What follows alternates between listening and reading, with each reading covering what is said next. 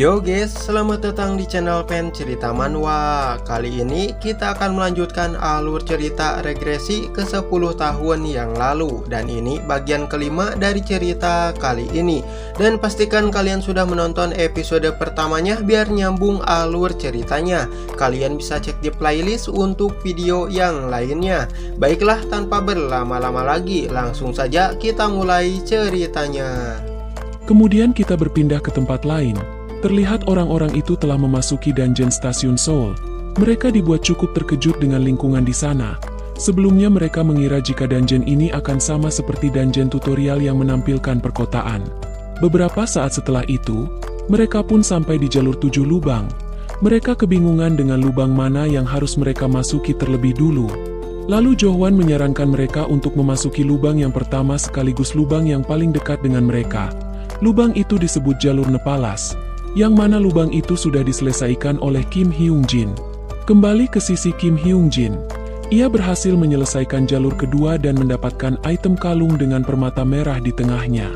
Kim Hyung Jin sendiri cukup terkejut karena jalur 2 lebih cepat diselesaikan daripada jalur pertama. Meski begitu, ia merasa lega melihat Sulwa yang mulai memahami konsep key item. Mendapatkan key item jauh lebih penting daripada menghabisi monster. Saat perjalanan kembali, Sulwa meminta maaf. Ia mengatakan jika dirinya memperlambat Kim Hyung Jin. Ia melihat Kim Hyung Jin dengan mudah mematahkan tanduk monster itu, sedangkan dirinya membutuhkan banyak tebasan untuk mematahkannya. Kamu cukup kuat untuk melakukan ini sendirian. Lalu Sulwa menanyakan apakah dirinya menjadi beban bagi Kim Hyung Jin. Mendengar itu, Kim Hyung Jin meminta Sulwa untuk tidak mengkhawatirkan hal itu. Lalu ia mengingatkan, "Aku tidak bersimpati padamu karena kamu masih kecil." Beberapa saat setelah itu, terlihat mereka berdua pun sudah memasuki lubang ketiga. Sulwa dibuat cukup terkejut melihat monster yang ada di depannya. Walaupun monsternya terlihat sama dengan sebelumnya, namun ada beberapa perbedaan. Selain kulitnya berwarna ungu, monster ini memiliki tambahan tanduk di tengah kepalanya. Dikatakan jika monster itu bernama Ya Ungu dengan level 14. Merasakan kehadiran manusia, monster itu menundukkan kepala dan melontarkan tanduk di kepalanya. Tanduk yang terlontar itu pun tepat mengenai kepala Sulwa. Ia berteriak saking terkejutnya. Melihat itu, Kim Hyung Jin menanyakan apakah itu terasa sakit. Sulwa menimpali jika itu tidak sakit sama sekali. Tapi ada sesuatu yang terbang ke arah kepalaku. Saat Sulwa mencari benda yang mengenai kepalanya, ia dibuat keheranan melihat tanduk yang tertancap tidak jauh dari dirinya. Ia menanyakan, apakah monster itu bisa menembakkan tanduknya untuk menyerang? Kim Hyung Jin mengiyakan. Karena Sulwa mengatakan tidak sakit, Kim Hyung Jin memintanya untuk menangani monster-monster itu sendirian. "Aku serahkan padamu Nona Tanker yang luar biasa." Tepat setelah Kim Hyung Jin mengatakan itu, monster itu pun kembali memberondoli Sulwa dengan tembakan tanduknya. Melihat Sulwa yang dapat menahannya dengan mudah, Kim Hyung Jin mengatakan jika Sulwa jauh lebih baik dari apa yang ia kira. Sulwa pun meminta Kim Hyung Jin untuk tidak mengatakan hal itu hanya karena dirinya tidak terluka. Meski begitu, dirinya masih merasakan rasa takut dari tembakan tanduk-tanduk itu. Lalu Kim Hyung Jin meminta Sulwa untuk mengaktifkan shield barrier spesialnya agar Sulwa tidak merasa takut lagi. Mendengar itu, Sulwa pun segera mengaktifkan skill shield barriernya.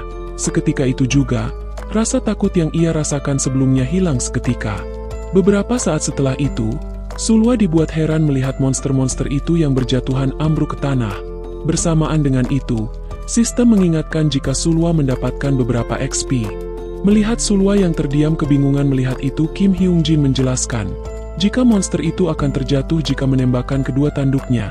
Tubuhnya akan lemah seketika setelah kedua tanduknya lepas dari kepala mereka. Pada akhirnya item yang mereka cari di lubang ketiga didapatkan juga. Item itu bernama Gelang Delansha, dan sekarang mereka tinggal mendapatkan 4 item lagi yang tersisa. Lalu Sulwa menanyakan, apakah kita akan pergi begitu saja karena sudah mendapatkan itemnya? Orang lain pasti memiliki banyak pengalaman. Lalu kenapa kita tidak memburu monster yang ada? Mendengar itu, Kim Hyung Jin menghela napas.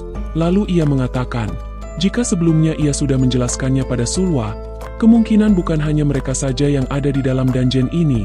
Daripada menimbunnya untuk diri kita sendiri, kita harus meninggalkan sebagian untuk orang lain. Semakin banyak yang mereka tinggalkan, semakin lama juga waktu yang orang-orang itu habiskan untuk menyusul mereka. Dan benar saja, di sisi lain, kelompok Johwan kesusahan menghadapi monster-monster yang Kim Hyung Jin tinggalkan. Satu monster saja mereka hadapi bertiga, itu pun sampai menguras semua tenaga. Merasa tidak dapat menahannya lagi, mereka meminta Soyohyun untuk membantunya juga. Tidak lama Soyohyun pun menerjang melesatkan tinjuannya yang tepat mengenai kepala monster itu. Walaupun hanya satu kali pukulan, monster itu pun dibuat tumbang hilang kesadaran. Ketiga orang itu pun sangat terkejut melihat kemampuan Soyohyun yang dapat menumbangkan monster itu dengan sekali pukulan. Sedangkan mereka saja sudah dibuat kewalahan hanya untuk menahannya saja. Apalagi jika disuruh untuk menumbangkannya juga. Sembari memungut tanduk-tanduk itu, Johwan berkomentar, tidak peduli seperti apapun ia melihatnya, pemburuan ini tidak efisien. Monster-monster ini sangat tangguh sampai membuat mereka kesulitan untuk memburunya. Ia pun baru menyadari jika kelemahan monster itu dari tanduknya. Meski begitu ia merasa sedikit kecewa karena tidak mendapatkan banyak pengalaman. Selain itu, hadiah yang didapatkan juga jauh lebih buruk jika hanya mendapatkan tanduk saja. Lalu Johwan meminta pendapat Soyohyun tentang hal ini. Soyohyun pun memikirkan hal yang sama. Sejauh ini mereka belum melihat sesuatu yang layak sebagai hadiah dari Danjen. Mendengar itu Johwan pun mulai merasa ada keanehan di tempat ini. Tidak ada hadiah selain tanduk.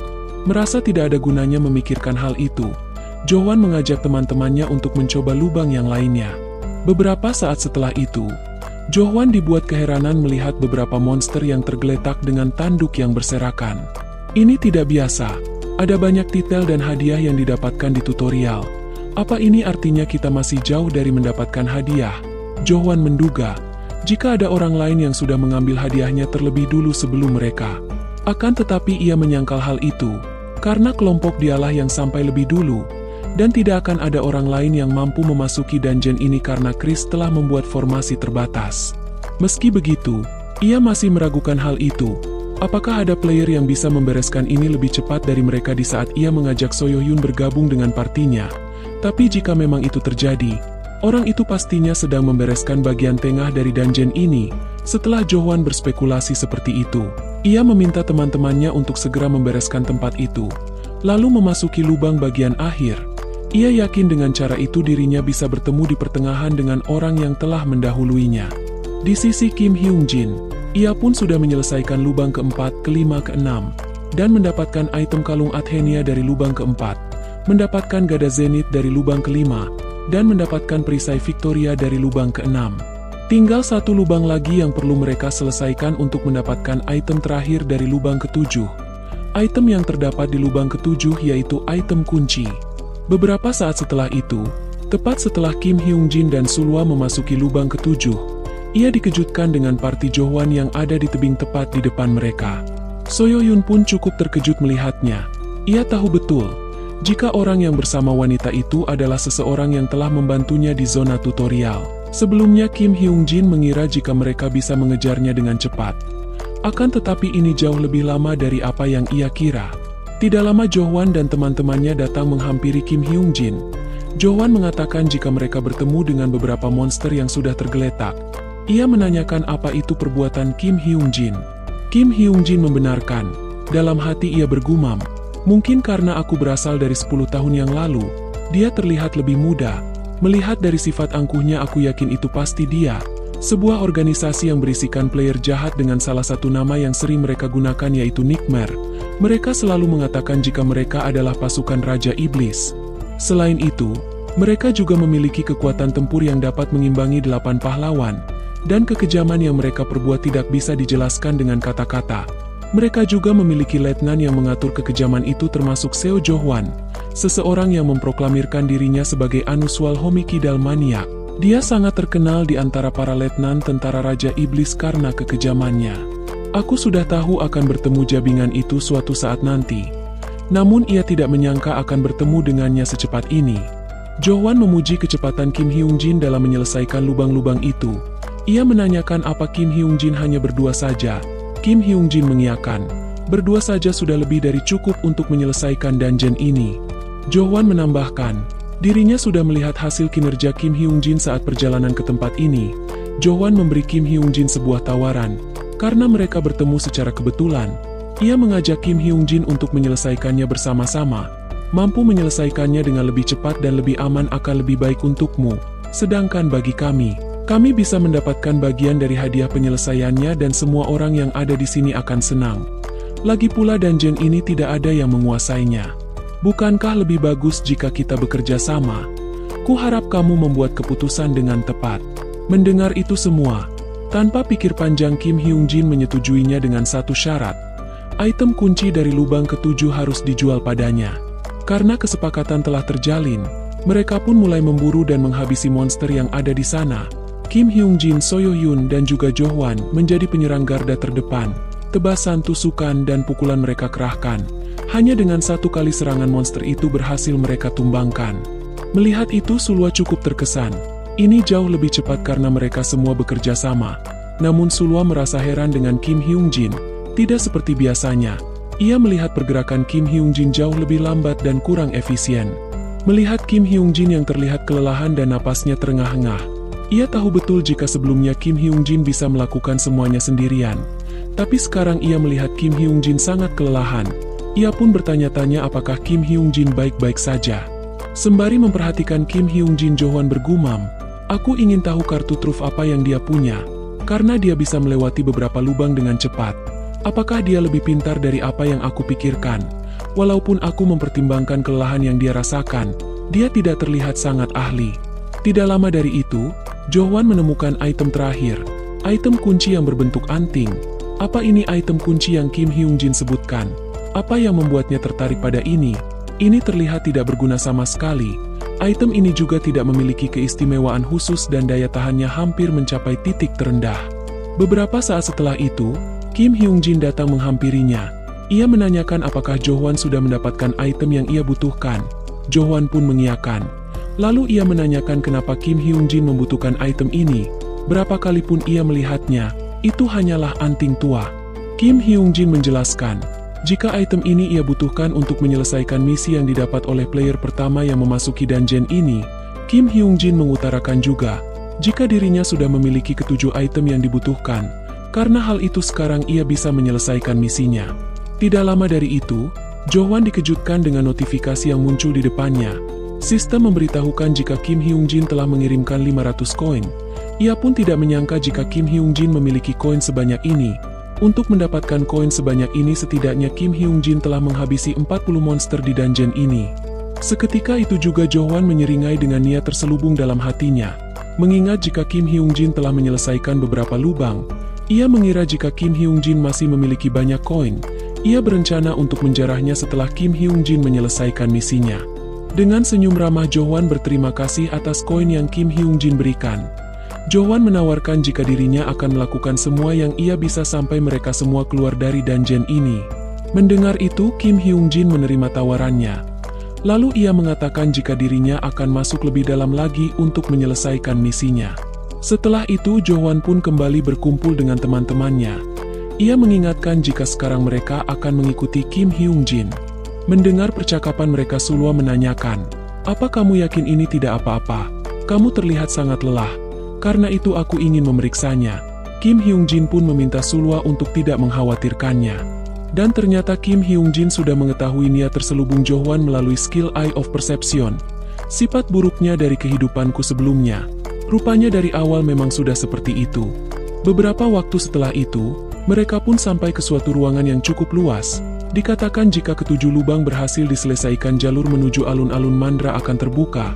Karena itulah dungeon ini disebut sebagai Final Destination di lini masa aslinya. Alasan patung ini disebut Final Destination karena tidak ada yang bisa melewatinya. Terlihat di depan mereka terdapat sesosok patung raksasa dengan ukiran topi dan jirah yang melengkapinya.